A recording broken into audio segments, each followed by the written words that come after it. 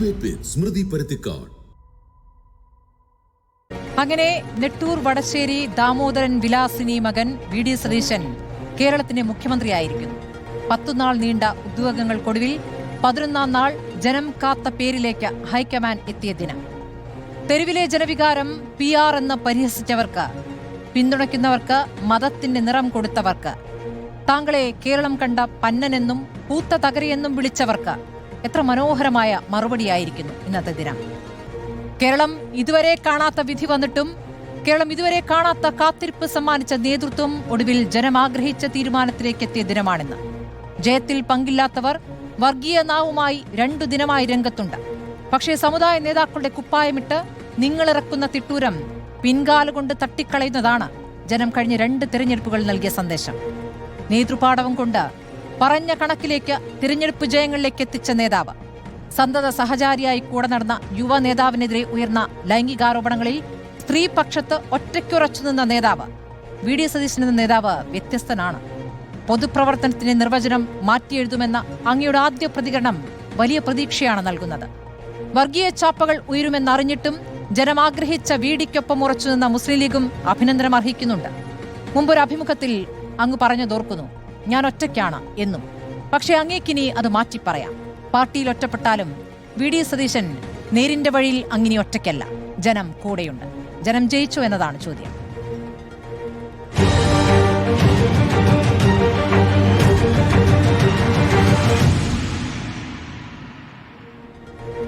ചർച്ചയിൽ കോൺഗ്രസിൽ നിന്നും അഡ്വക്കേറ്റ് അനിൽ ബോസ്, മുസ്ലിം ലീഗിൽ നിന്നും advocate Shibu Meeran, doctor VPP Mustafa CPM-ൽ നിന്നും, ജോർജ് പൊടിപാറ രാഷ്ട്രീയ നിരീക്ഷൻ, ശ്രീ NP ചെക്കുട്ടി രാഷ്ട്രീയ നിരീക്ഷൻ. ആദ്യം ഞാൻ കോൺഗ്രസ് പ്രതിനിധിയിലേക്ക് പോവുകയാണ്. ശ്രീ അനിൽ ബോസ്, ആദ്യം അഭിനന്ദനങ്ങൾ. കേരളത്തിന്റെ മുഖ്യമന്ത്രിയായി വി ഡി സതീശൻ മാറിയിരിക്കുന്നു. ജനമാഗ്രഹിച്ച തീരുമാനത്തിലേക്ക് പാർട്ടിയും എത്തിയിരിക്കുന്നു എന്നല്ലേ മനസ്സിലാക്കേണ്ടത്?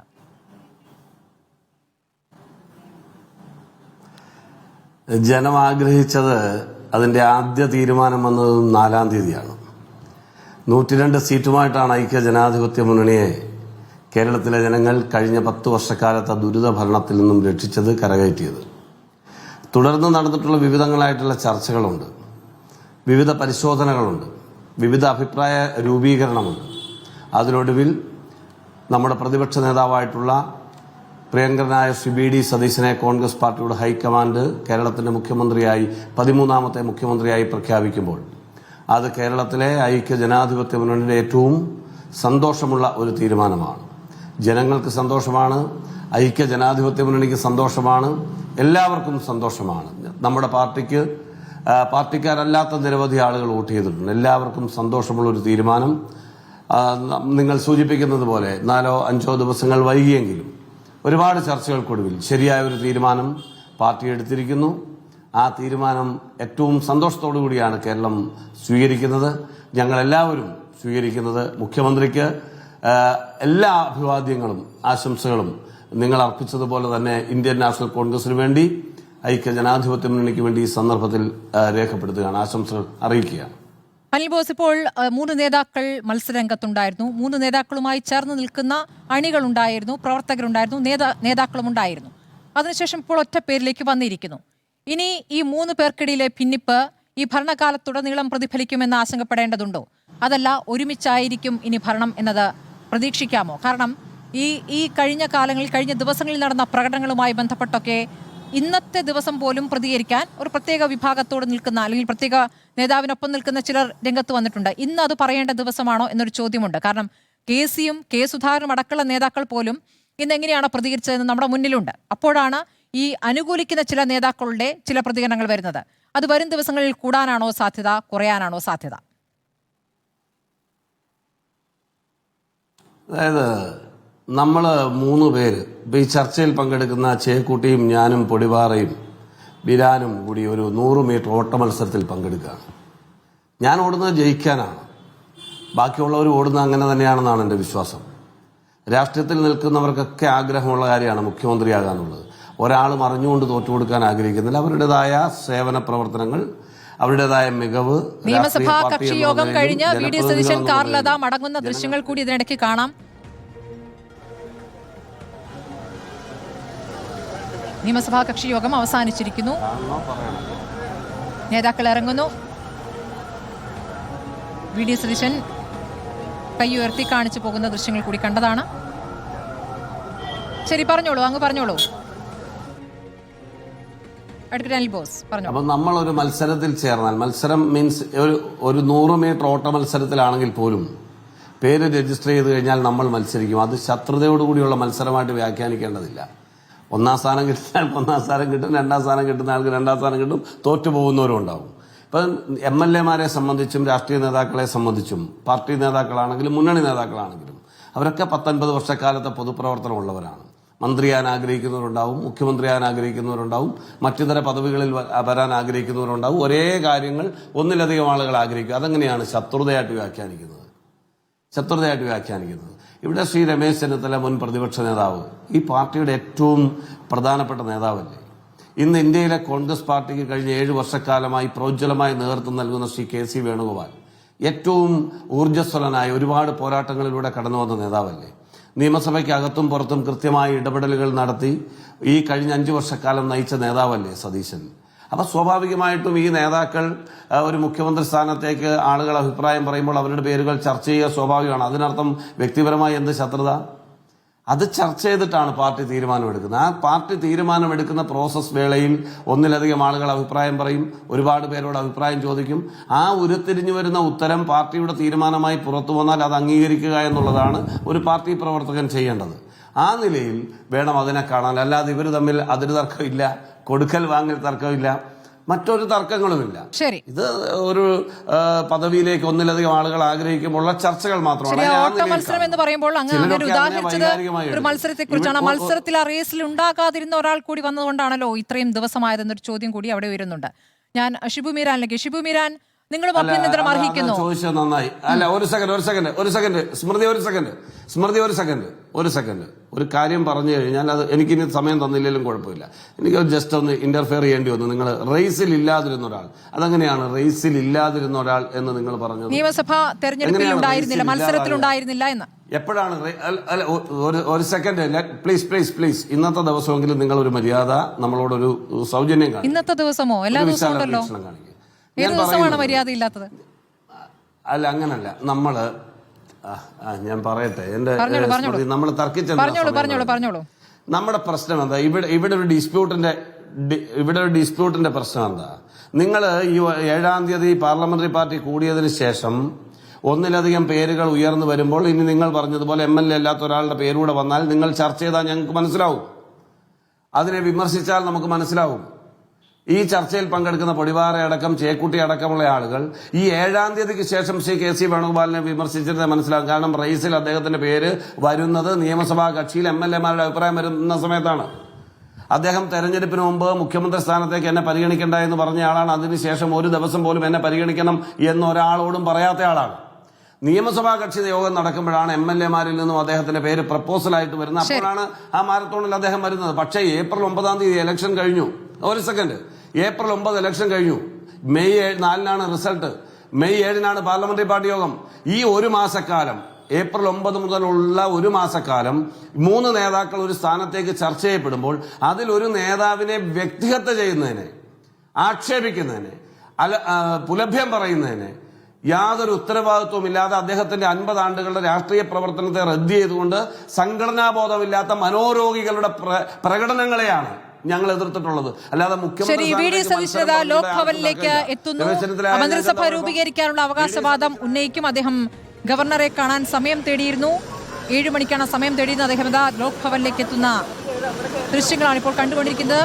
തിങ്കളാഴ്ചയാണ് സത്യപ്രതിജ്ഞ, 18-ാം തീയതിയാണ് സത്യപ്രതിജ്ഞ നടക്കാനിരിക്കുന്നത്.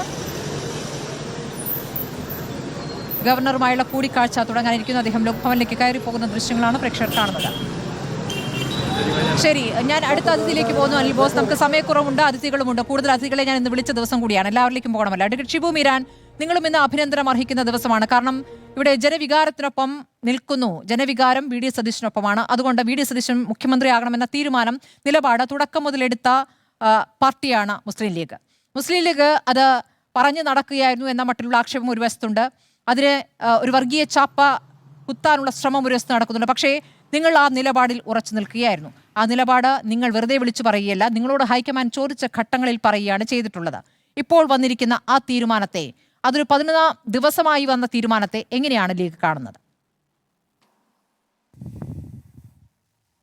സ്മൃതി, എന്നെങ്കിലും ഈ മണ്ണിൽ മുളയെടുക്കുന്ന പച്ചപ്പിനു താഴെ നിങ്ങൾ എൻ്റെ വേർപ്പ് തുള്ളികളുടെ ഉപ്പ് കാണും എന്നൊരു കവിതയുണ്ട്. ഇന്ന് VD സതീശൻ എന്ന രാഷ്ട്രീയ നേതാവ് കേരളത്തിൽ ഇന്ന് ഉച്ചയ്ക്ക് ശേഷം എടുത്തണിയുന്ന കേരളത്തിൻ്റെ മുഖ്യമന്ത്രിയുടെ കുപ്പായം അത് അയാളുടെ വിയർപ്പ് തുള്ളികൾ കൊണ്ട് അയാൾ തുന്നിയിട്ടതാണ് എന്ന ഉറച്ച ബോധ്യം എല്ലാവർക്കും ഉണ്ട്. ഇപ്പോൾ ഇതും ലീഗുമായി ബന്ധപ്പെട്ട് രണ്ട് തരത്തിലുള്ള ചർച്ച. ഒന്ന് ചിലർ പോസിറ്റീവായി പറയുന്നുണ്ട്, മറ്റു ഞങ്ങളിതിന് രണ്ടിനെയും ഞങ്ങൾ പരിഗണിക്കുന്നില്ല. ഞങ്ങളെ സംബന്ധിച്ചിടത്തോളം ഞങ്ങൾ എവിടെ നിന്നെങ്കിലും വിളിച്ചു കൊണ്ടുവന്ന് ഞങ്ങളുടെ ഒരാളായിട്ട് അവതരിപ്പിച്ച ആളല്ലല്ലോ കേരളത്തിൻ്റെ ഇപ്പോഴത്തെ മുഖ്യമന്ത്രി, നേരത്തെ പ്രതിപക്ഷവും. പിന്നെ 2016 മുതൽ 2021 വരെ കേരളം കണ്ട ഏറ്റവും മികച്ച പ്രതിപക്ഷ നേതാക്കളിൽ ഒരാളായിരുന്നു രമേശ് ചെന്നിത്തല.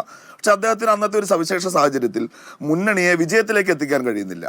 സ്വാഭാവികമായും UDF പ്രതിപക്ഷത്തിരിക്കുന്നു, ഒരു പ്രതിപക്ഷ നേതാവ് വേണം. അന്നൊരു കൺസൾട്ടേഷനും നടന്നിട്ടില്ല, ഞങ്ങൾ ആരുടെയും പേരും പറഞ്ഞിട്ടില്ല. VD സതീശൻ എന്ന പേരിലേക്ക് അന്ന് കോൺഗ്രസ് സ്വയമേവ എത്തിയതാണ്. സ്വാഭാവികമായും അദ്ദേഹം പ്രതിപക്ഷ നേതാവ് വന്നപ്പോൾ ഞങ്ങൾ അദ്ദേഹത്തിന് ഉറച്ച പിന്തുണ കൊടുത്തു. തൊട്ടു പിന്നാലെ പുതുപ്പള്ളിയിലെ ഉപതെരഞ്ഞെടുപ്പ് വരുന്നു, തൃക്കാക്കരയിലെ ഉപതെരഞ്ഞെടുപ്പ് വരുന്നു. രണ്ടിടത്തും UDF വിജയിക്കുന്നുണ്ട്. പക്ഷേ UDFന്റെ 2 പ്രമുഖ നേതാക്കന്മാർ മരണപ്പെട്ട സഹതാപ തരംഗത്തിൽ അവരുടെ മകനും ഭാര്യയും വിജയിച്ചു വന്നത് എന്നതിനപ്പുറത്ത് അന്നൊന്നും ആര് വലിയ പരിവേഷം അതിന് കൊടുക്കുന്നില്ല. പക്ഷെ പിന്നീട് പാലക്കാട് തെരഞ്ഞെടുപ്പ് ഒരു സിറ്റിംഗ് സീറ്റാണ്. നിലമ്പൂരിലെ തെരഞ്ഞെടുപ്പിലേക്ക് വരുന്നതോടെ കൃത്യമായ കണക്കുകൾ പറയുന്ന ദ മാൻ ഓഫ് അക്യുറസി എന്ന് വേണമെങ്കിൽ വിളിക്കാൻ കഴിയുന്ന ഒരാൾ എന്ന നിലക്ക് VD സതീശൻ രൂപപ്പെട്ടു വരുന്നു. അപ്പോഴൊന്നും ഞങ്ങൾക്ക് ഈ പറയുന്ന ഏതെങ്കിലും ഒരു നേതാവിനോട് ഇഷ്ടമോ ഇഷ്ടക്കേടോ ഇല്ല. ഇത് ആരുടെയെങ്കിലും മേൽ, എന്തിൻ്റെയെങ്കിലും മേൽ മുസ്ലിം ലീഗിൻ്റെ ഒരു വിജയമാണ് എന്ന നിലക്ക് ഈ നിമിഷത്തെ ഞങ്ങൾ ആഘോഷിക്കുന്നില്ല. ഞങ്ങളുടെ പാർട്ടി പ്രസിഡന്റ് പറഞ്ഞല്ലോ, ഈ തെരഞ്ഞെടുപ്പിൽ കേരളത്തിലെ ജനങ്ങൾ ഉയർത്തിപ്പിടിച്ച ഒരു ജനവികാരം, ആ ജനവികാരത്തെ റിഫ്ലക്ട് ചെയ്യുന്ന ഒരു തീരുമാനം ഇതാ കോൺഗ്രസ് ഹൈക്കമാൻഡ് എടുത്തിരിക്കുന്നു. അതിനർത്ഥം ഇപ്പോൾ വന്ന പേരിനോട് ഞങ്ങൾക്ക് അതിയായ ഇഷ്ടമോ അതല്ലെങ്കിൽ മറ്റാരുടെങ്കിലും അനിഷ്ടമോ ഉണ്ട് എന്നല്ല. ഞങ്ങളെ സംബന്ധിച്ചിടത്തോളം ഞങ്ങളുടെ അഭിപ്രായം ചോദിച്ചു, ഞങ്ങൾ അഭിപ്രായം പറയുന്നു. പക്ഷേ ജനവികാരം മാനിക്കുന്ന ഒരു തീരുമാനം ഇതാ കോൺഗ്രസ് എടുത്തിരിക്കുന്നു എന്നതിനപ്പുറത്ത് ഈ നിമിഷവും ഞങ്ങൾക്ക് അതിര് കടന്ന പിന്നെന്താണ് അവകാശവാദങ്ങളില്ല, അനുമോദനങ്ങൾ ഞങ്ങളെ ഉന്മാദത്തിലേക്ക് കൊണ്ടുപോകുന്നില്ല എന്ന് മാത്രമല്ല, ഇപ്പോൾ ഉണ്ടാകുന്ന ഈ വിമർശനങ്ങളോട് ഒന്നുകൂടി പറയാം. ഞങ്ങൾ ഏറ്റവും മാന്യമായതിനോട് പ്രതികരിക്കുമ്പോൾ തന്നെ ഞങ്ങൾ ഒട്ടും അപ്പോളജിക്കൽ അല്ല. VD സതീശന്റെ പേര് പറഞ്ഞത് ഞങ്ങളല്ല, അദ്ദേഹത്തെ പ്രതിപക്ഷ നേതാവാക്കിയത് ഞങ്ങളല്ല.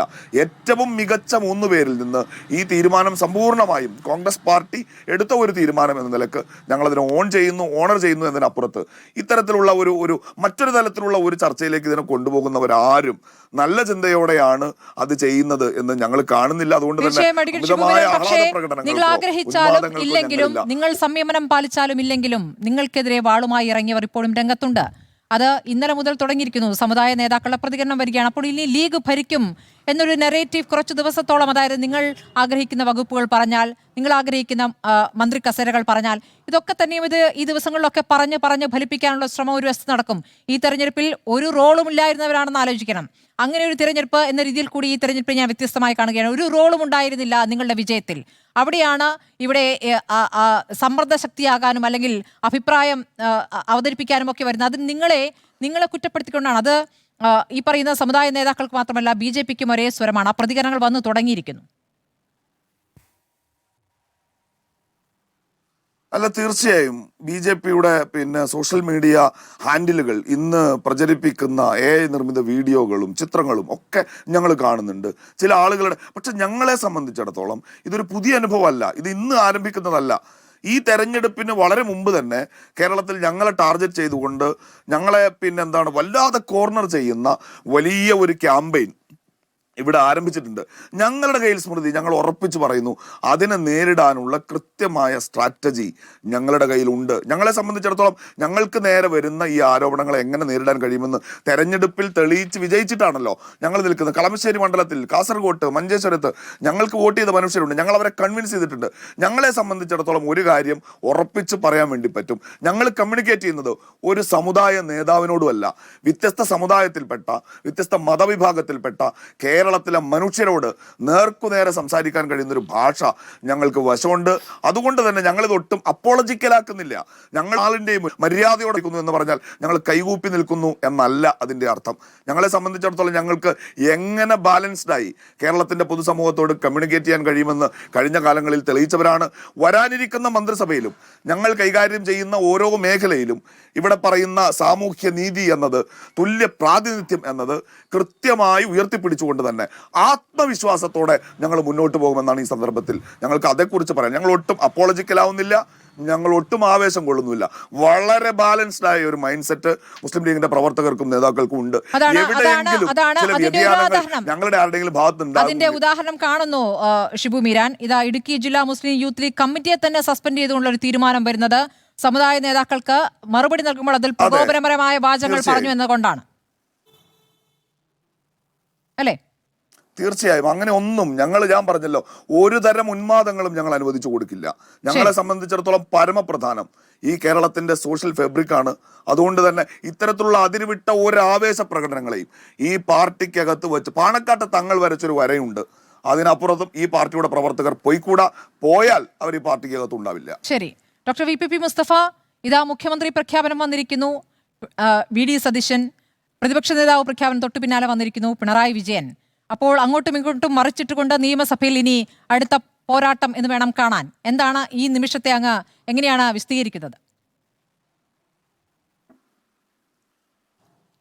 അല്ല, ഇതൊന്നും കേരള രാഷ്ട്രീയത്തിൽ എന്തെങ്കിലും പുതുമയുള്ള കാര്യമല്ലോ അങ്ങോട്ടും ഇങ്ങോട്ടും മറിച്ചിടൽ എന്ന് പറയുന്നത്. ഇപ്പോൾ നേരത്തെ ശ്രീ കരുണാകരൻ മുഖ്യമന്ത്രിയായിട്ടുണ്ട്. അന്ന് സഖാവ് VS-ഉം സഖാവ് നായനാരും ഒക്കെ മാറി മാറി പ്രതിപക്ഷ നേതാവായിട്ടുണ്ട്. തിരിച്ച് നായനാർ മുഖ്യമന്ത്രിയായപ്പോൾ ശ്രീ കരുണാകരൻ പ്രതിപക്ഷ നേതാവായിട്ടുണ്ട്. ഇതൊക്കെ ഈ സമീപഭൂതത്തിൽ, ഒരുപാട് പഴയൊന്നുമല്ലാന്ന്, സമീപഭൂതത്തിൽ കേരളത്തിൽ നടന്ന സംഗതികളല്ലേ. ഇപ്പം ആദ്യത്തെ ഗവൺമെൻറ്റിൻ്റെ കാലം തന്നെ എടുത്താൽ നമുക്കറിയാമല്ലോ. 57 EMS മുഖ്യമന്ത്രിയായിരിക്കുമ്പോൾ അപ്പുറത്ത് PT ചാക്കോയും R ശങ്കറും പോലെയുള്ള ആളുകൾ. R ശങ്കർ മുഖ്യമന്ത്രി സ്ഥാനത്തേക്ക് വന്നപ്പോൾ പ്രതിപക്ഷ നിരയിൽ സഖാവ് EMS. ഇതൊക്കെ കേരള രാഷ്ട്രീയത്തിൽ തുടക്കം മുതൽ നമ്മുടെ നിയമസഭയുടെ ചരിത്രത്തിൽ ഉണ്ടായിട്ടുള്ള ഒന്നാണ്. അതുകൊണ്ട് ഒരു മുഖ്യമന്ത്രിയും ഒരു പ്രതിപക്ഷ നേതാവും അങ്ങോട്ടും ഇങ്ങോട്ടും മാറി വരുന്നത് നമ്മുടെ നിയമസഭാ ചരിത്രത്തിലോ രാഷ്ട്രീയ ചരിത്രത്തിലോ ആദ്യത്തെ ഒരു സംഗതിയല്ല. അതിലെന്തെങ്കിലും അതുകൊണ്ട് പുതുമയുണ്ടാകുന്ന ഒന്നില്ല. പിന്നെ ഈ തെരഞ്ഞെടുപ്പ് കാലത്ത് ഏറ്റവും അധികം രാഷ്ട്രീയമായി ആക്രമിച്ചത്, അതായത് അങ്ങോട്ടും ഇങ്ങോട്ടും ആക്രമണമാണ് വാചകങ്ങൾ കൊണ്ട്, പക്ഷേ അത് അതിന്റെ പരിധിയും കടന്നു പോയിട്ടുണ്ട്. VD സതീശൻ എന്ന നേതാവിൽ മാത്രം കേന്ദ്രീകരിച്ചുകൊണ്ടാണ് നിങ്ങൾ മുന്നേറിയത്. അതിൽ അദ്ദേഹത്തിന് ചില പേരുകളും ഇട്ടിരുന്നു, നുണേശൻ തുടങ്ങിയ പ്രയോഗങ്ങൾ. അത് അദ്ദേഹത്തിന് യഥാർത്ഥത്തിൽ തെരഞ്ഞെടുപ്പിൽ അദ്ദേഹത്തിന് ഭൂരിപക്ഷം ഉയർത്തുന്നതോ അല്ലെങ്കിൽ ഈ മുന്നണിക്ക് വലിയ രീതിയിൽ നേട്ടമുണ്ടാക്കുന്ന രീതിയിലേക്ക് അത് മാറുകയായിരുന്നു എന്നൊരു വിലയിരുത്തൽ കൂടിയുണ്ട്. ആ പ്രയോഗങ്ങൾ അദ്ദേഹത്തെ മുഖ്യമന്ത്രിയാക്കി എന്ന് പറഞ്ഞാൽ അതിനെന്താണ് മറുപടി?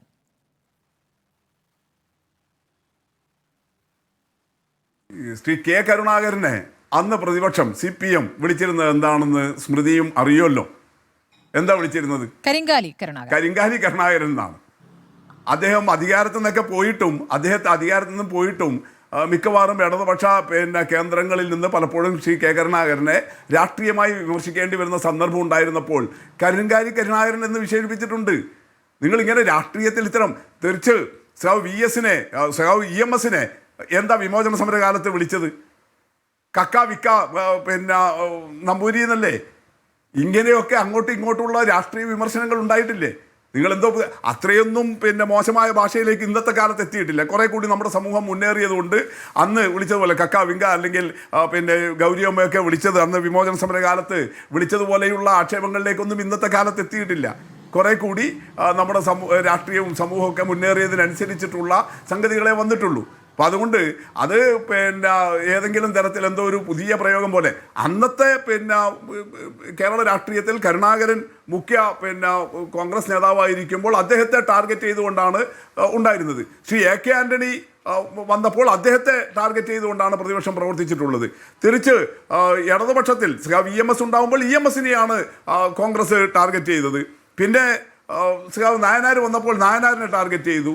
പിന്നെ VS വന്നപ്പോൾ VS-നെ ടാർഗറ്റ് ചെയ്തു. പിണറായി വന്നപ്പോൾ പിണറായിയെ ടാർഗറ്റ് ചെയ്തു. ഇതൊക്കെയല്ലേ അങ്ങോട്ടും ഇങ്ങോട്ടും ഉണ്ടായിട്ടുള്ളത്. നിങ്ങളെന്തോ ഇപ്പോൾ സതീശൻ പ്രതിപക്ഷ നേതാവ്, ഇപ്പോൾ അതിന് മുമ്പുണ്ടായിരുന്ന 5 വർഷക്കാലം രമേശ് ചെന്നിത്തലയല്ലേ പറഞ്ഞുകൊണ്ടിരുന്നത്? അന്ന് VD സതീശൻ്റെ പേര് ആരും പറഞ്ഞിട്ടില്ലല്ലോ.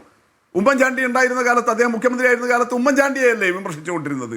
ശരി, ഉമ്മൻചാണ്ടി ആയാലും ഇത്തരം പ്രയോഗങ്ങളൊന്നും വിളിച്ചു കണ്ടില്ല. വലിയ ഗുരുതരമായ ആരോപണങ്ങൾ ഉന്നയിച്ചെങ്കിലും ഇത്തരം പേരുകൾ വിളിച്ചിട്ടുള്ള ഒരു പ്രയോഗം ആ രൂപത്തിലേക്ക് കടന്നിട്ടില്ല. അങ്ങ് പറഞ്ഞതാണ് ശരിയാണ്. പഴയ കാലത്തെ രൂപത്തിലേക്കില്ല എങ്കിലും ഈ കാലത്ത് ഒരു ഇടക്കാലത്തില്ലാതിരുന്ന രൂപത്തിൽ വി ഡി സതീശൻ ആക്രമിക്കപ്പെട്ടിട്ടുണ്ട് എന്നുള്ളതാണ്. പക്ഷെ അത് അദ്ദേഹത്തിന് ഊർജ്ജമായി എന്നുള്ളതാണ്, അദ്ദേഹത്തിന് ആത്മവിശ്വാസം ഉയർത്തി എന്നുള്ളതാണ്. ജോർജ് പൊടിപാറ, നമ്മൾ എത്ര ദിവസമായി ഈ വിഷയം ചർച്ച ചെയ്തുകൊണ്ടേയിരിക്കുന്നു. ദിവസങ്ങൾ ഇങ്ങനെ നീങ്ങുകയായിരുന്നു. അവസാനം 11ാം ദിവസമാണ് ജനം ആഗ്രഹിച്ച തീരുമാനത്തിലേക്ക് എത്തിയിരിക്കുന്നത്. കാര്യങ്ങൾ ഇനി മുന്നോട്ട് സുഗമമായിരിക്കുമെന്ന് അങ്ങ് കരുതുന്നുണ്ടോ? ഈ ഒരു ഘട്ടത്തിലേക്ക് എത്തിയതും അത്ര എളുപ്പമല്ലല്ലോ.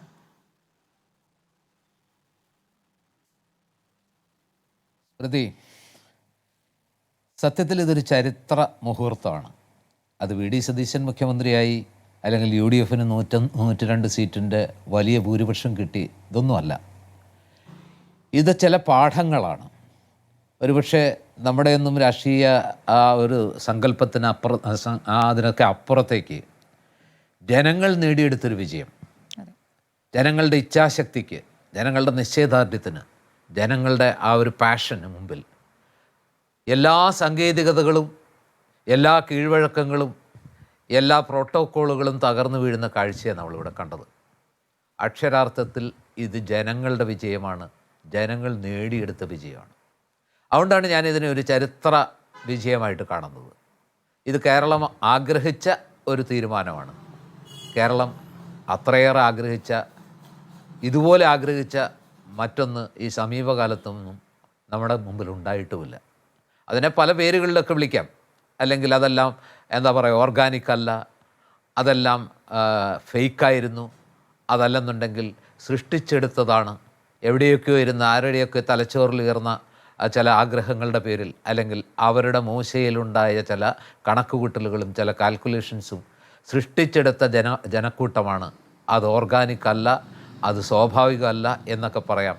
നേരത്തെ ഒരു പദപ്രയോഗം നടത്തിയതുപോലെ ഈ പറഞ്ഞ ആ പദപ്രയോഗങ്ങളിലേക്കൊന്നും ഞാൻ പോകുന്നില്ല. മനോരോഗമെന്നോ അങ്ങനെയൊക്കെ പറയുന്നത് ഈ ഘട്ടത്തിൽ, ഈ നല്ല നിമിഷങ്ങളിൽ ഈ കേരളം ആഗ്രഹിച്ച ഒരു സ്വപ്നം അല്ലെങ്കിൽ വലിയൊരാഗ്രഹം സഫലമാകുന്ന ഈ നിമിഷത്തിൽ അത്തരം വാക്കുകൾക്കൊന്നും പ്രസക്തിയില്ല എന്ന് കരുതുന്ന ഒരാളാണ് ഞാൻ. പക്ഷേ പ്രസക്തി ഇല്ലാത്തവരും ഇറങ്ങി വന്ന് വീണ്ടും പ്രതികരിക്കുന്ന അങ്ങ് കണ്ടില്ലേ ശ്രീ പൊടിപാറ? പ്രസക്തി നഷ്ടപ്പെട്ടവരും ഈ തെരഞ്ഞെടുപ്പിൽ ഒരു പ്രസക്തി ഇല്ലാതിരുന്നവരും തുടർച്ചയായി മാധ്യമങ്ങളെ കണ്ടുകൊണ്ട് ഒരു നാണക്കേട് പോലും ഇല്ലാതെ സമ്മർദ്ദമാകാൻ ഞങ്ങൾക്ക് കഴിയും എന്നിങ്ങനെ പറഞ്ഞുകൊണ്ടേയിരിക്കുന്നത് എന്ത് ബലത്തിലാണ് ശ്രീ പൊടിപാറ?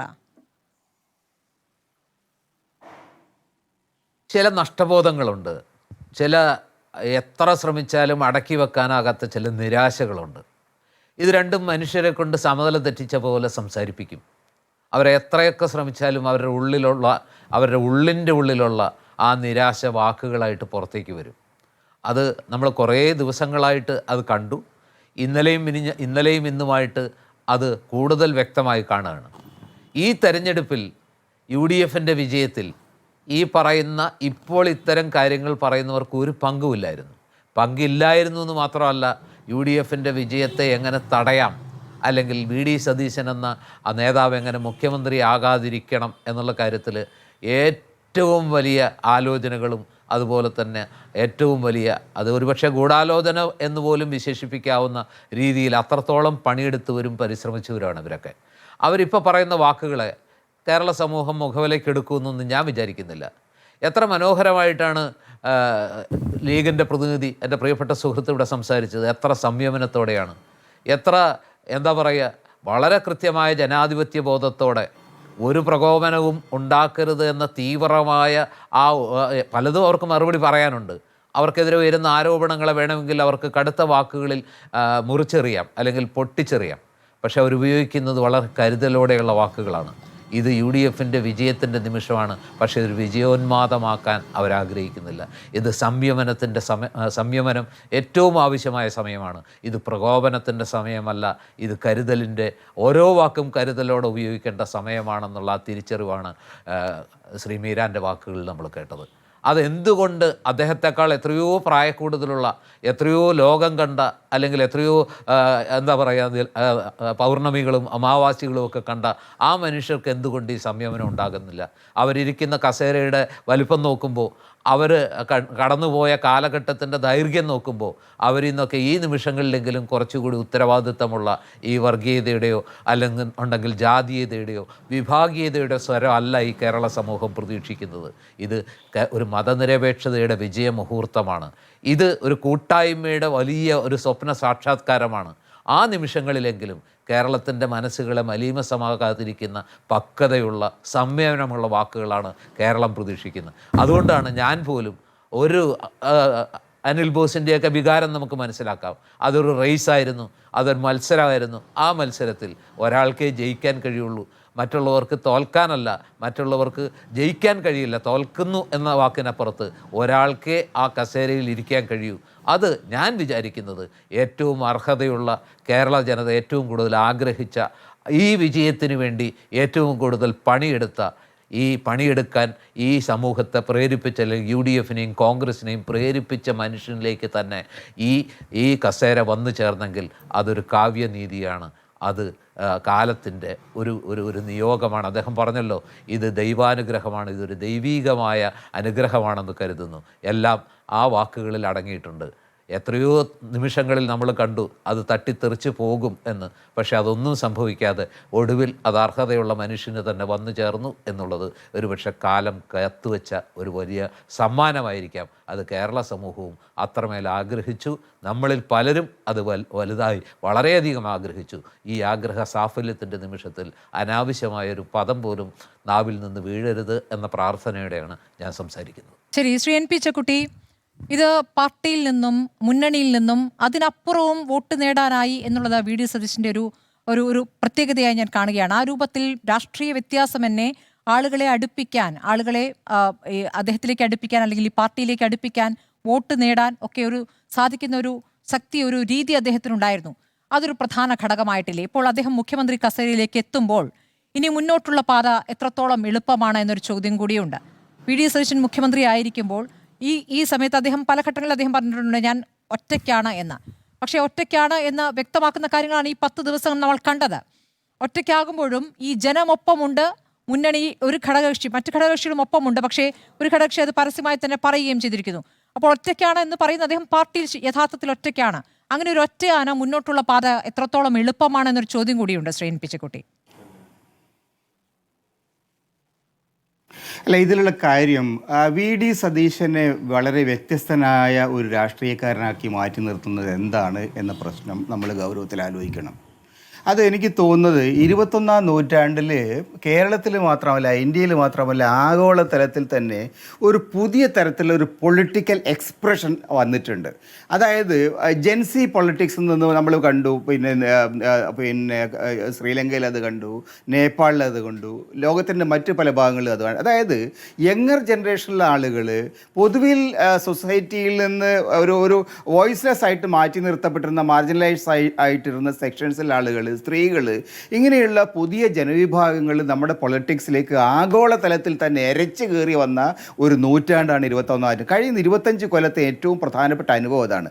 നേരത്തെ ഉണ്ടായിരുന്ന രാഷ്ട്രീയത്തിൻ്റെ സ്വഭാവം, രീതികൾ, അതിൻ്റെ ഡൈനാമിക്സ് അത് മാറിയിട്ട് ഒരു തരത്തിലുള്ള ഡയറക്റ്റ് പൊളിറ്റിക്സിലേക്ക്, ജനാധിപത്യം കൂടുതൽ കൂടുതൽ ജനങ്ങൾ നേരിട്ട് ഇടപെടുന്ന ഒരു അവസ്ഥയിലേക്ക് വന്നിട്ടുണ്ട്. ഇതിന് കാരണം പക്ഷേ പുതിയ ടെക്നോളജിയുടെ വരവായിരിക്കും, പുതിയ സാങ്കേതിക വിദ്യകൾ, സോഷ്യൽ മീഡിയയുടെ പിന്നെ ആക്സസിബിലിറ്റി, ഇങ്ങനെയുള്ള പല കാര്യങ്ങളും ജനങ്ങളെ രാഷ്ട്രീയത്തിൽ ശക്തമായിട്ട് നേരിട്ട് ഇടപെടാൻ, ദൈനംദിനം നിമിഷം പ്രതി ഇടപെടാൻ സഹായിക്കുന്നുണ്ട്. അതുകൊണ്ടാണ് അറബ് ലോകത്ത് വലിയ വിപ്ലവം വന്നത്. അതുകൊണ്ടാണ് പല രാജ്യങ്ങളിലും അതിശക്തമായിട്ടുള്ള ജനകീയ പ്രക്ഷോഭങ്ങൾ വന്നത്. അതുകൊണ്ടാണ് പല ഭരണകൂടങ്ങളെയും തൂത്തെറിയാൻ ജനങ്ങൾക്ക് സാധിച്ചത്. അപ്പോൾ അതുകൊണ്ട് ആ തരത്തിലൊരു പൊളിറ്റിക്സ് മനസ്സിലാക്കിക്കൊണ്ട്, അതിൻ്റെ സാധ്യതകളെ മനസ്സിലാക്കിക്കൊണ്ടുള്ള ഒരു പുതിയ രാഷ്ട്രീയ പ്രവർത്തന രീതി, കാര്യങ്ങൾ കൃത്യമായിട്ട് പറയുന്നൊരു രീതി, കാര്യങ്ങൾ വളരെ ജനങ്ങൾക്ക് മനസ്സിലാവുന്ന മട്ടിൽ അവതരിപ്പിക്കുന്ന ഒരു രീതി, തൻ്റെ നിലപാടുകളെ അടിയുറച്ച് വളരെ കൃത്യമായിട്ടുള്ള പഠനത്തിൻ്റെ അടിസ്ഥാനത്തിൽ പ്രസൻറ്റ് ചെയ്യുന്ന ഒരു രീതി, ഒരിക്കലും അനാവശ്യമായ വാക്കുകൾ പ്രയോഗിക്കാത്ത രീതി, ഇതെല്ലാം സതീശൻ്റെ ഒരു സവിശേഷതയാണ്. അദ്ദേഹത്തിൻ്റെ നിങ്ങൾ കഴിഞ്ഞ ഒരു 5 കൊല്ലത്തെ അദ്ദേഹത്തിൻ്റെ ഒരു പ്രതിപക്ഷ നേതാവ് എന്നതിലുള്ള പ്രവർത്തനം നോക്കിക്കഴിഞ്ഞാൽ അദ്ദേഹം അതിശക്തമായ നിലപാടുകൾ നിലപാടുകൾ എടുക്കുമ്പോഴും വളരെ കൃത്യമായിട്ട് വാക്കുകൾ പ്രയോഗിച്ച വളരെ എന്താ പറയുക വളരെ ചിന്താശീലനായിട്ട് ഒരു രാഷ്ട്രീയ പ്രവർത്തകൻ്റെ സ്വഭാവം കാണിച്ചത്. അതാണ് ഇന്നത്തെ തലമുറ, ഇന്നത്തെ സമൂഹം, ഇന്നത്തെ ലോകം ആഗ്രഹിക്കും. ഉത്തരവാദിത്വമുള്ള ഒരു രാഷ്ട്രീയ പ്രവർത്തന രീതി. മറുഭാഗത്ത് എന്തുകൊണ്ടാണ് പിണറായി വിജയനെ പോലെ ഒരാൾക്ക് അത് ആ തരത്തിലുള്ള ഒരു സൊസൈറ്റിയെ പിന്നെ കൈകാര്യം ചെയ്യാൻ സാധിക്കാതിരുന്നത്? അദ്ദേഹത്തിൻ്റെ ഒരു പ്രവർത്തന രീതി ഇപ്പോഴും ഒരു 20-ാം നൂറ്റാണ്ടിലെ ഒരു അഗ്രസീവായിട്ടുള്ള പൊളിറ്റിക്കൽ കൾച്ചറിൽ നിൽക്കുകയാണ്. അതുകൊണ്ടാണ് അദ്ദേഹത്തിൻ്റെ വാക്കുകൾ തെറ്റിപ്പോകുന്നത്, അദ്ദേഹത്തിൻ്റെ പ്രയോഗരീതി, ശരീരഭാഷ അതൊക്കെ തെറ്റിപ്പോകുന്നത്. അപ്പോൾ അതുകൊണ്ട് സതീശൻ ഈ പുതിയ കാലത്തിൻ്റെ രാഷ്ട്രീയത്തെ മനസ്സിലാക്കുകയും ജനങ്ങളുടെ മനസ്സിന് എന്താണുള്ളത്, അവരോട് എങ്ങനെ റിയാക്ട് ചെയ്യണം എന്ന് കൃത്യമായിട്ട് എന്താ ഒരു പഠനം നടത്തിയിട്ട് പ്രവർത്തിക്കുകയും ചെയ്യുന്ന ആളാണ്. അപ്പോൾ അതുകൊണ്ട് തന്നെ സ്വാഭാവികമായിട്ടും അദ്ദേഹം ഒറ്റയാനാണെന്ന് പറയുമ്പോഴും അദ്ദേഹം ഒറ്റയ്ക്കൊന്നുമല്ല. അദ്ദേഹത്തിൻ്റെ കൂടെ അദ്ദേഹം ടീം മുന്നണി എന്നൊരു കോൺസെപ്റ്റ് ഞാൻ നോക്കി എത്ര കാലമായി UDF ഒരു 40-45 കൊല്ലമായിട്ട് നിൽക്കുന്നൊരു സംവിധാനമാണ് UDF. പക്ഷേ ടീം UDF എന്ന് പറയുന്ന ഒരു ഇൻക്ലൂസീവായിട്ടുള്ള കൾച്ചർ, ഇൻക്ലൂസീവായിട്ടുള്ള ഡയലോഗ്, ഇൻക്ലൂസീവ് ഒരു ടെർമിനോളജി, അത് സതീശൻ കണ്ടുപിടിച്ച ടെർമിനോളജിയാണ്.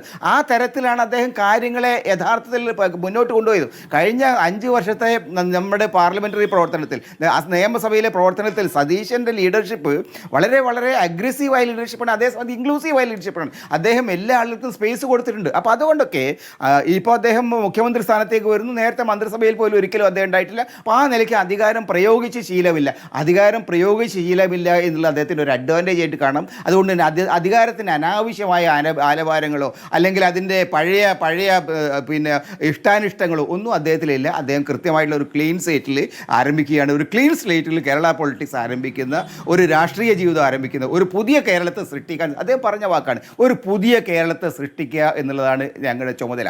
അത് വളരെ പ്രധാനമാണ്. എന്താണ് ഇന്നത്തെ കേരളത്തിൻ്റെ അവസ്ഥ?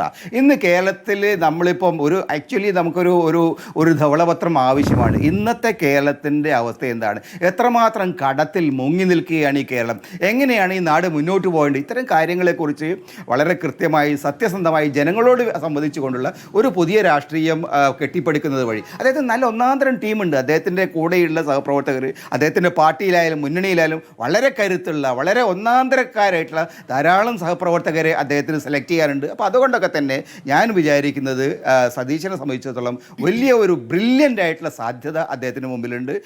അതനുസരിച്ച് പ്രവർത്തിക്കാനുള്ള ശേഷി അദ്ദേഹത്തിനുണ്ട്. അതനുസരിച്ച് ലോകത്തോട് സംവദിക്കാനുള്ള എന്താ പറയുക ഒരു വൊക്കാബുലറി അദ്ദേഹത്തിനുണ്ട്.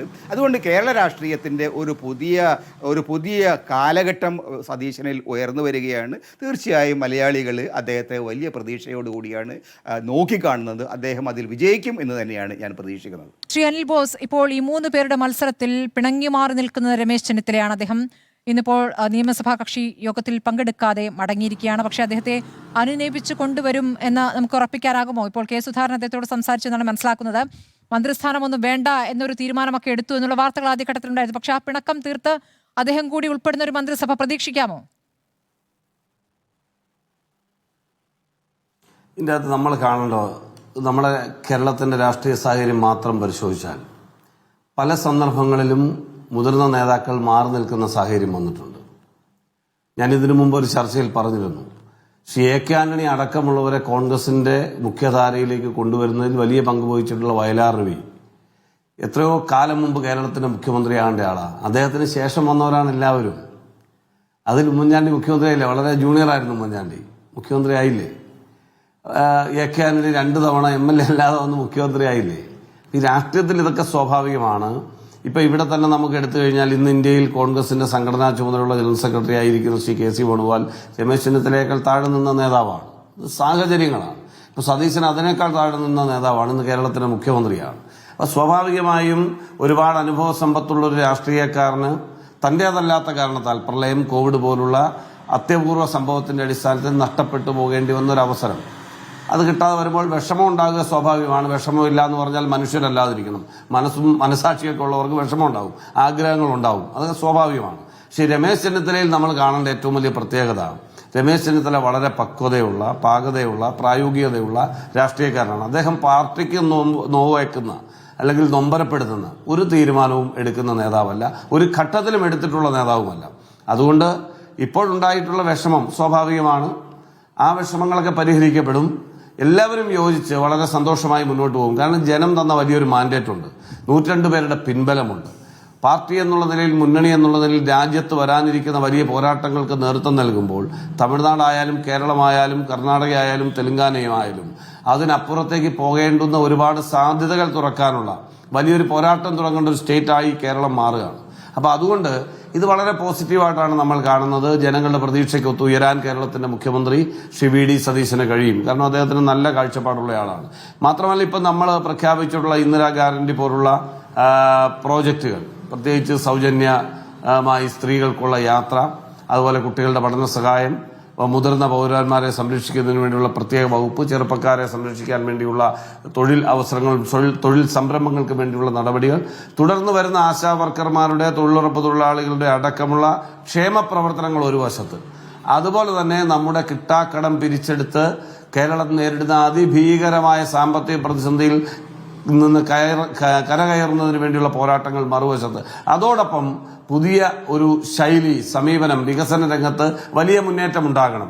നമ്മുടെ കുട്ടികൾ വിദേശ രാജ്യങ്ങളിലേക്ക് പലായനം ചെയ്യപ്പെടുന്നത് തടയുന്നതടക്കമുള്ള വിദ്യാഭ്യാസ രംഗത്തും തൊഴിൽ രംഗത്തും ഉണ്ടാക്കുന്ന മാറ്റങ്ങൾ, അതെല്ലാം വലിയ പ്രതീക്ഷയോടെയാണ് UDFന്റെ പ്രകടന പത്രികയടക്കം വിശ്വസിച്ച് ഐക്യ ജനാധിപത്യ മുന്നണിക്ക് കേരളത്തിലെ ജനങ്ങൾ വോട്ട് ചെയ്തിട്ടുള്ളത്. മനം മടുത്ത് സഹികെട്ടാണ് വോട്ട് ചെയ്തിട്ടുള്ളത്. അപ്പൊ ആ പ്രതീക്ഷകളെ തകർക്കുന്ന ഒന്നും ഐക്യ ജനാധിപത്യ മുന്നണിയുടെ ഭാഗത്തുണ്ടാവില്ല. നിശ്ചയമായും പുതിയ കാലഘട്ടത്തോട്, ശ്രീ പടിവാറ പറഞ്ഞ പോലെ പുതിയ കാലഘട്ടത്തോട് സമ്മതിക്കാൻ കഴിയുന്ന നേതാവാണ് ശ്രീ വി ഡി സതീശൻ. അതിനനുസരിച്ച് അപ്ഡേറ്റഡ് ആയിട്ടുള്ള ഒരു നല്ല ടീം മന്ത്രിസഭയിൽ ഉണ്ടാകും. കൂട്ടായ ടീം UDF എന്നുള്ള നിലയിലുള്ള വലിയ പ്രവർത്തനം ജനോപകാരപ്രദമായി മാറും എന്ന് തന്നെയാണ് ഞങ്ങൾ പ്രതീക്ഷിക്കുന്നത്. മറ്റൊരവസരങ്ങൾക്കും പ്രസക്തിയില്ല. തർക്കങ്ങൾ എപ്പോഴും ഉള്ളതാണ്. ഇനിയിപ്പോൾ നമ്മുടെ മന്ത്രിസഭ പുനഃസംഘടിപ്പിക്കുന്നതുമായി ബന്ധപ്പെട്ട് ചർച്ചകൾ ഉണ്ടാകുമ്പോൾ ഒന്നിലധികം ആളുകൾ ആവശ്യക്കാരുണ്ടാവും, 2-4 ആളുകൾ ആഗ്രഹിക്കും. അതിലെന്താ തെറ്റ്? പാർട്ടി പുനഃസംഘടന വരുമ്പോൾ ആഗ്രഹിക്കും. അതൊക്കെ സ്വാഭാവികമല്ലേ. അത്തരം സമയങ്ങളിൽ ചർച്ചകൾ ഉണ്ടാവും, അഭിപ്രായങ്ങൾ ഉണ്ടാവും. അതിനർത്ഥം പരസ്പര വൈരമാണോ, പരസ്പര പകയാണോ, പരസ്പര വിദ്വേഷമാണോ, തമ്മിൽ തല്ലി തലകീറി പോകാനുള്ളതാണോ? അല്ല, ഇതൊരു ആശയ സംവാദമാണ്. എല്ലാവരും അർഹതപ്പെട്ട കാര്യങ്ങൾ ആഗ്രഹിക്കുന്നതിൽ എല്ലാവർക്കും കൂടി എല്ലാം ചെയ്യാൻ കഴിയില്ല. ഓരോരുത്തരെയും പാർട്ടിക്ക് ഗുണപരമായി ഉപയോഗിക്കാൻ കഴിയുന്ന വേദികളിൽ, സർക്കാരിന് ഉപയോഗിക്കാൻ കഴിയുന്ന വേദികളിൽ എല്ലാവരെയും ഉൾക്കൊണ്ടുകൊണ്ട് പോകുന്ന ഒരു സമീപനമാണ് കോൺഗ്രസ് ദേശീയ തലത്തിലും UDF സംസ്ഥാന തലത്തിലും സ്വീകരിച്ചിട്ടുള്ളത്. അങ്ങനെ തന്നെ സ്വീകരിച്ച് മുന്നോട്ട് പോകാൻ കഴിയുമെന്നാണ് ഞാൻ വളരെ പ്രത്യാശയോടുകൂടി നോക്കിക്കാണുന്നത്. അങ്ങനെയാണ് നല്ല ഒരു ഗവൺമെന്റ്, നല്ല ജനപക്ഷ ഗവൺമെന്റായി ഈ UDF ഗവൺമെന്റ് മാറും. ശരി, ഷിബു മീരാൻ, ഇപ്പോൾ ലീഗ് എന്തൊക്കെ ആവശ്യപ്പെടുന്നു എന്ന് ഉറ്റുനോക്കി ആരൊക്കെയാണ് പുറത്തുള്ളതെന്ന് അങ്ങേക്ക് അറിയാമല്ലോ. അപ്പോൾ ലീഗ് ആവശ്യങ്ങൾ മുന്നോട്ട് വെക്കുമ്പോഴും സംയമനം പാലിക്കേണ്ട ഒരു സാഹചര്യമുണ്ടോ? നിങ്ങൾക്ക് അർഹതപ്പെട്ട മന്ത്രിസ്ഥാനങ്ങളുണ്ട്, അതിലപ്പുറമുള്ള കാര്യങ്ങളിലേക്ക് നിങ്ങൾ പോകില്ല എന്ന് പല ഘട്ടങ്ങളായി പറഞ്ഞിട്ടുണ്ട്. അത് കണ്ടറിഞ്ഞു തരികയാണെങ്കിൽ എന്ന നിലപാട് കൂടി എടുക്കുകയാണ്. അപ്പോൾ എന്താണ് ലീഗിന്റെ ഈ ഘട്ടത്തിലെ പ്രതീക്ഷ?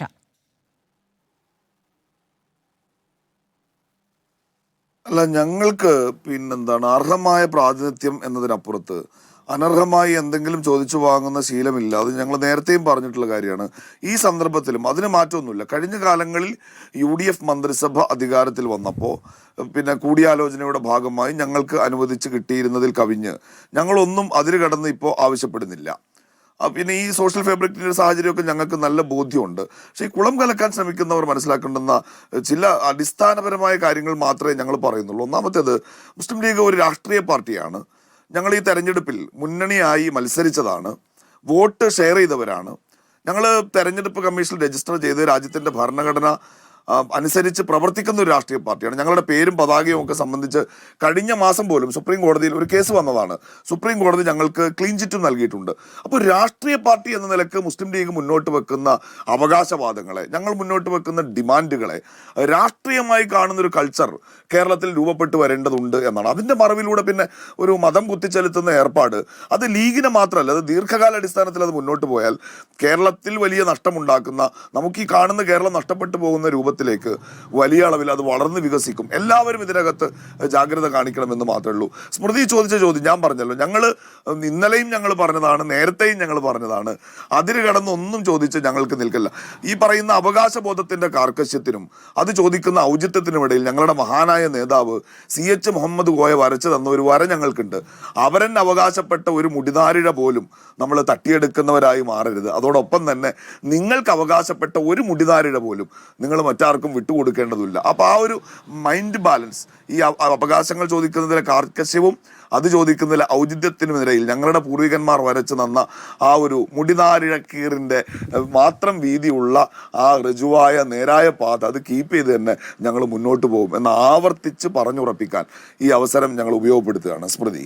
ശരി, ശ്രീ VPP മുസ്തഫ, നിങ്ങൾ പ്രചാരണ കാലത്ത് നടത്തിയിരുന്ന ചില പ്രയോഗങ്ങൾ ഇപ്പോൾ ലീഗിനെതിരെ തന്നെ നടത്തിയ പ്രതികരണങ്ങൾ നമ്മുടെ മുന്നിലുണ്ട്. ഇപ്പോൾ ജനം തള്ളിക്കളഞ്ഞ അത്തരം പ്രയോഗങ്ങൾ അത് ഒഴിവാക്കേണ്ടതായിരുന്നു എന്ന് ഈ ഘട്ടത്തിൽ തോന്നുന്നുണ്ടോ? ഇപ്പോൾ UDF അധികാരത്തിൽ വന്നാൽ ഇവിടെ ആഭ്യന്തരം ജമാഅത്തെ ഇസ്ലാമിക്കായിരിക്കുമെന്ന് അടക്കമുള്ള പ്രതികരണം നടത്തിയ മുതിർന്ന CPM നേതാക്കളാണ്. ലീഗായിരിക്കും തീരുമാനങ്ങൾ എടുക്കുക എന്ന് ഇവിടെ BJP പറയുന്നുണ്ട്. അത് CPM ആ രൂപത്തിൽ ഏറ്റെടുക്കുന്നുണ്ടോ? ലീഗാണ് മുഴുവൻ നിയന്ത്രിക്കുക എന്നൊരു അഭിപ്രായം അത് CPM ഏറ്റെടുക്കുന്നുണ്ടോ?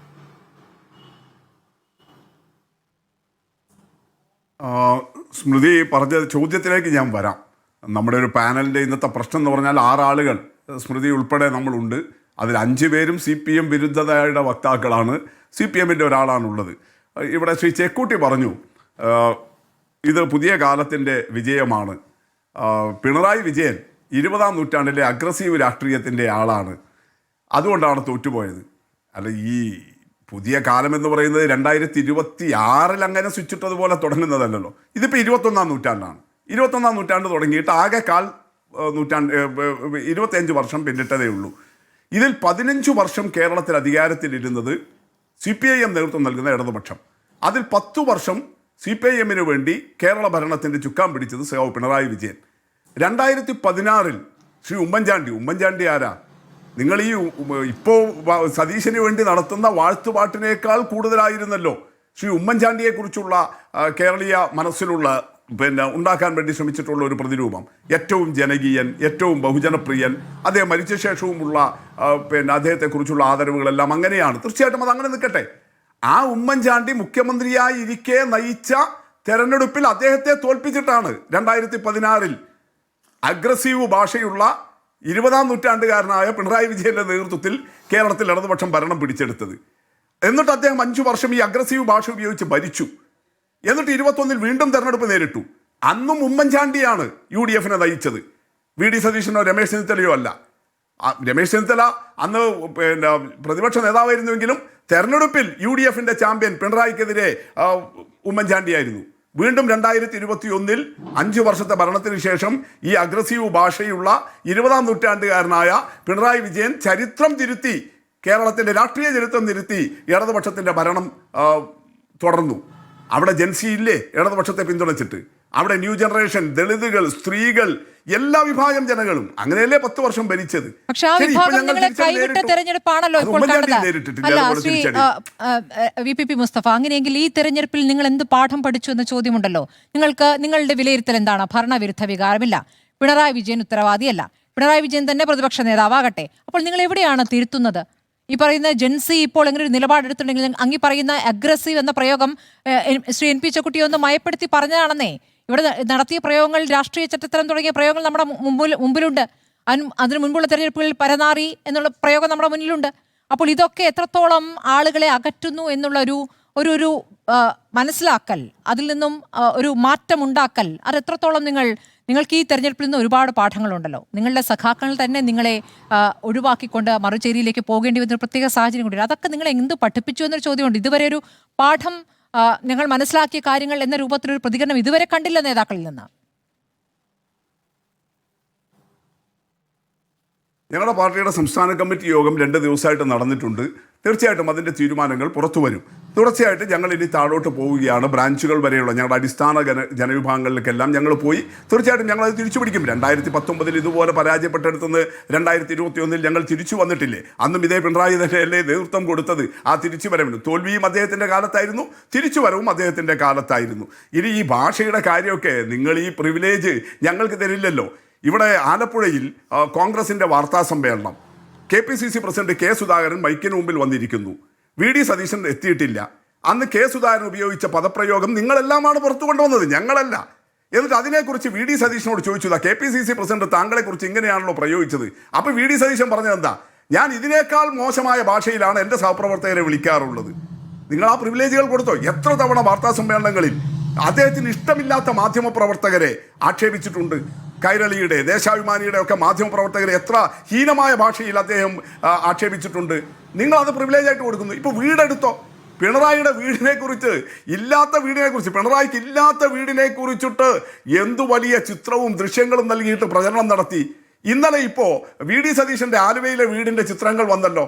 ഒരാൾക്കും ചർച്ചയില്ലല്ലോ, ഒരാൾക്കും വിമർശനമില്ല. ആയിക്കോട്ടെ, ഞങ്ങൾ അതിനെയൊന്നും വേറെ തരത്തിൽ കാണുന്നില്ല, നിങ്ങൾ ആ പ്രിവിലേജുകൾ നൽകും. പക്ഷെ ഇവിടെ പറഞ്ഞു വന്നത് എന്താ? ഈ തോൽവി എന്തോ ഇടതുപക്ഷത്തിന്റെ അന്ത്യമാണ് എന്ന മട്ടിലൊക്കെ സ്മൃതി അവതരിപ്പിക്കുമ്പോൾ അങ്ങനെയാണെങ്കിൽ തോൽവിയോ? ഡോക്ടർ VPP മുസ്തഫ, നിങ്ങൾ തിരുത്തൽ വരുത്തി, നിങ്ങൾ ഇവിടെ വേണമെന്നേ ആര് പറഞ്ഞു നിങ്ങൾ വേണ്ട എന്ന്? അങ്ങനെ ഒരു പ്രയോഗമേ ഞാൻ നടത്തിയിട്ടില്ലല്ലോ. നിങ്ങൾ എന്ത് പിഴവുകളാണ് തിരുത്തിയത്, നിങ്ങൾ എന്ത് ആത്മവിമർശനമാണ് നടത്തുന്ന ഒരു ചോദ്യം ചോദിക്കണമല്ലോ. ആ ചോദ്യത്തിന് ഉത്തരം ഇതുവരെ കിട്ടിയില്ല എന്ന് മാത്രമേ ഞാൻ പറഞ്ഞുള്ളൂ. അതിന്റെ ഉത്തരം ഞാൻ പറഞ്ഞു, അത് പാർട്ടി നേതാക്കളും പറഞ്ഞു. ശരി, അത് നിങ്ങൾ തമ്മിൽ പറയാനുള്ളതാണ്, പുറത്തേക്ക് പറയാനുള്ളതല്ല എന്നതാണ് ഇതുവരെയുള്ള വിലയിരുത്തലിൽ നമുക്കൊന്നും ചെയ്യാൻ. ശ്രീ ജോർജ് പുടിപാറ, സുഗമമായി മുന്നോട്ട് പോകാനാകും VD സതീശന് മുഖ്യമന്ത്രി പദത്തിൽ എന്ന് അങ്ങ് വിശ്വസിക്കുന്നുണ്ടോ? തീർച്ചയായിട്ടും ഞാൻ അങ്ങനെ വിശ്വസിക്കുന്നുണ്ട്. കാരണം എന്താണെന്ന് വെച്ചാൽ, നേരത്തെ ശ്രീ ജയക്കുട്ടിയൊക്കെ സൂചിപ്പിച്ചതുപോലെ അദ്ദേഹത്തിന് നിലപാടുകളുണ്ട്, തീരുമാനങ്ങളുണ്ട്. പക്ഷേ ചേർത്ത് പിടിക്കേണ്ടവരെ ചേർത്ത് പിടിക്കാനും എല്ലാവരെയും അവർക്ക് അർഹിക്കുന്ന കഴിവുകളെ അംഗീകരിക്കാനും ഒക്കെയുള്ളൊരു മനസ്സ് അദ്ദേഹത്തിനുണ്ട്. അദ്ദേഹം ഈ പറഞ്ഞതുപോലെ ഒരു എന്താ പറയുക, ഒരു ധിക്കാരിയോ അതല്ലെന്നുണ്ടെങ്കിൽ നിലപാടുകളില്ലാത്തൊരു മനുഷ്യനൊന്നുമല്ല. അദ്ദേഹം ആരോടും ഒരു എന്താ പറയുക, മനഃപൂർവ്വം പ്രശ്നങ്ങളോ ഉണ്ടാക്കിയ ആളുകളെ അകറ്റി നിർത്തണമെന്ന് ആഗ്രഹിക്കുന്ന ഒരാളുമല്ല. അല്ല, അങ്ങനെ എന്തെങ്കിലും ഉണ്ടെങ്കിൽ ഈ ഘടകകക്ഷികൾ ഇത്രമാത്രം ഊറ്റമായ പിന്തുണ അദ്ദേഹത്തിന് കൊടുക്കില്ലല്ലോ. അപ്പോൾ അവരെയൊക്കെ ചേർത്ത് പിടിക്കാൻ ആ ടീം UDF, ഒരു ബ്രോഡർ പൊളിറ്റിക്കൽ പ്ലാറ്റ്ഫോം തുടങ്ങി ഒരുപാട്, അതുപോലെ തന്നെ അകന്നുപോയ ജനവിഭാഗങ്ങളെ ചേർത്ത് പിടിക്കുന്ന ആ ഒരു രീതി, അങ്ങനെ ഒരുപാട് കാര്യങ്ങൾ പോസിറ്റീവായി ചെയ്തുകൊണ്ട് നേടിയെടുത്തൊരു വിജയമാണ്. ഒരു ഭരണാധികാരി വിജയമായിരിക്കുമെന്നാണ് ഞാൻ വിചാരിക്കുന്നത്. അതല്ലെങ്കിൽ തീർച്ചയായിട്ടും. ശരി, ശ്രീ NP ചെക്കുട്ടി, അങ്ങയുടെ അഭിപ്രായം കൂടി. അല്ല, ഞാൻ ഈ കാര്യത്തിൽ ഞാനൊരു തുറന്ന മനസ്സുള്ള ആളാണ്. തീർച്ചയായും കോൺഗ്രസിനെ സംബന്ധിച്ചിടത്തോളം പഴയ അനുഭവങ്ങൾ നോക്കിയാൽ സതീശൻ വളരെ എന്താ പറയുക, കരുതലോടുകൂടി നീങ്ങേണ്ടതായിട്ട് വരും. കാരണം അദ്ദേഹത്തെ പോലെ തന്നെ കരുത്തനായ അല്ലെങ്കിൽ കൂടുതൽ വ്യക്തിവൈശിഷ്ട്യങ്ങളൊരു നേതാവായിരുന്നു AK ആൻ്റണി. 2001 ആൻ്റണി വന്നിട്ട് 2004 ആയപ്പോഴേക്കും അദ്ദേഹത്തിന് കേരളം വിട്ട് പോകേണ്ടതായിട്ടൊരു അന്തരീക്ഷം വന്നു. അന്നാണ് വളരെ ഗുരുതരമായ പ്രതിസന്ധികൾ ഉണ്ടായത്. അപ്പോൾ അത്തരത്തിലുള്ള പ്രതിസന്ധികൾ ഉണ്ടാവും, കേരളത്തെ സംബന്ധിച്ചിടത്തോളം പ്രതിസന്ധികൾ ഉണ്ടാവും എന്ന കാര്യം തർക്കമില്ല.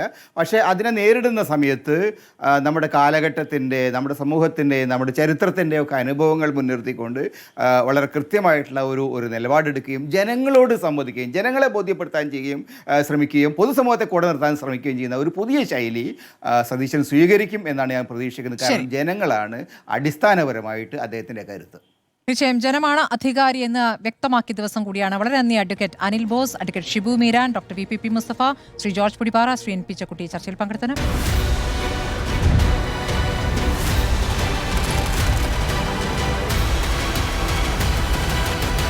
ഡിബേറ്റ് വിത്ത് സ്മൃതി പരുത്തിക്കാട്.